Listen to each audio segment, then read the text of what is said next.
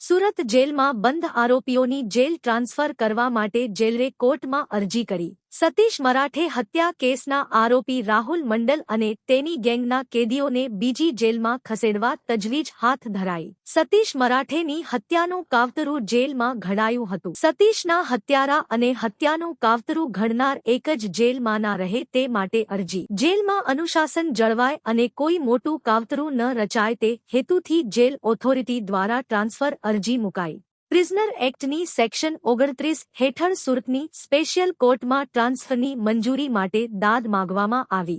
રાહુલ મંડલ અને સાગર કોળી સહિત ગેંગના કુલ 8 કેદીઓની જેલ બદલવા અરજીમાં માંગ કરાઈ। અન્ય કેદીઓની સુરક્ષા તેમજ જેલમાં શિસ્ત જાળવવા કેદીઓને સુરત બહારની જેલમાં ખસેડવાની જરૂરિયાત જણાવાઈ।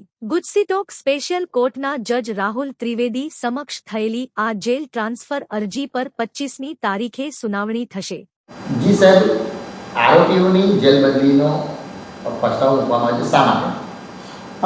હાલમાં સુરત મુકામે જે સતીશ મરાઠે એનું ખૂન થયું અને તપાસ દરમિયાન જે જેલમાં રહેલા આરોપી રાહુલ મંડલ અને એની ગેંગના સભ્યોને પણ સંડોવણી દેખાઈ આવી।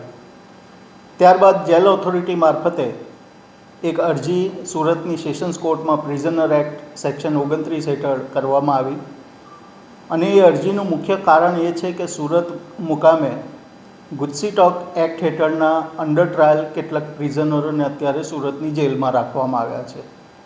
એ ઉપરાંત સુરત બહારના પણ કેટલાક આરોપીઓ જે નામચીન આરોપીઓ છે તેને પણ જેલ ખાતે રાખવામાં આવ્યા છે।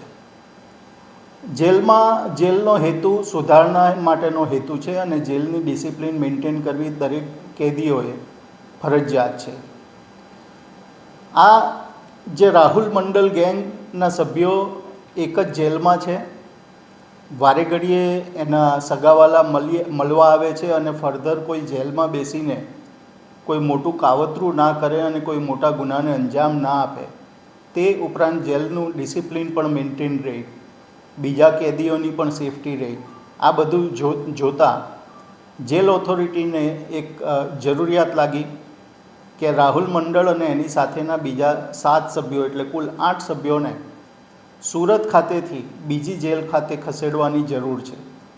એટલે કાયદા મુજબ સેક્શન 29 પ્રિઝનર એક્ટ સેક્શન 29 મુજબ સુરતની સેશન્સ કોર્ટમાં ગુજસીટોકની જે સ્પેશિયલ કોર્ટ છે, કારણ કે આ આરોપીઓ ગુજસીટોક એક્ટ હેઠળના આરોપીઓ છે, સ્પેશિયલ કોર્ટ શ્રી રાહુલ ત્રિવેદી સાહેબની કોર્ટ છે, એ કોર્ટમાં જેલ ટ્રાન્સફર કરવાની એક અરજી આપી અને કોર્ટ તરફથી મંજૂરી માંગવામાં આવી કે સાહેબ અમને આ કારણોસર જેલના કેદીઓને સુરતથી બીજી જેલમાં ખસેડવાને માટેની પરવાનગી આપવા।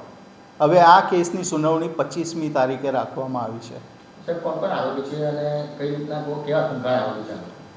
આ એક તો રાહુલ મંડલ કે જે સતીશ મરાઠેના ખૂન કેસમાં પણ એક આરોપી છે, એ રાહુલ મંડલ।